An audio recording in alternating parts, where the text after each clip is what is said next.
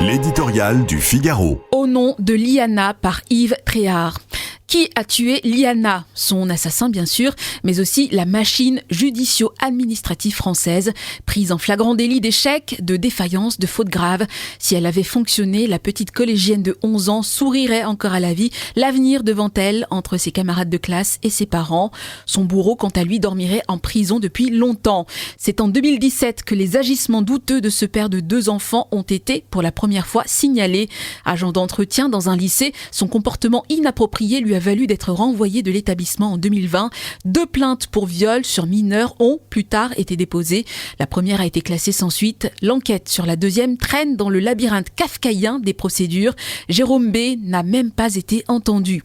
Cette nouvelle stratégie va-t-elle enfin provoquer un électrochoc national, susciter une salutaire prise de conscience sur la faillite de la protection de l'enfance en France, un pays où un enfant est victime d'inceste, de viol ou d'agression sexuelle toutes les 3 minutes, un pays où 72% des affaires de pédocriminalité ont été classées entre 2016 et 2022.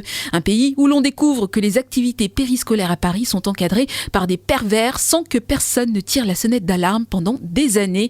Un pays où le silence des autorités est assourdissant alors que des violences intolérables sont commises dans certains établissements, comme dans le pensionnat de Bétarame. On dit pourtant que la vérité sort de la bouche des enfants. La colère est immense, le personnel politique a beau jeu d'exprimer son indignation.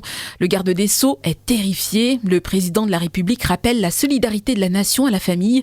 Mais qu'ont-ils fait les uns et les autres pour éviter ces scandales, pour remettre à l'endroit notre appareil judiciaire? Ce ne sont pas les réprimandes adressées à quelques fonctionnaires qui vont changer les choses, pas plus d'un énième rapport. L'effondrement du système est connu de tout le monde et les circonstances de cet assassinat ne font que le confirmer.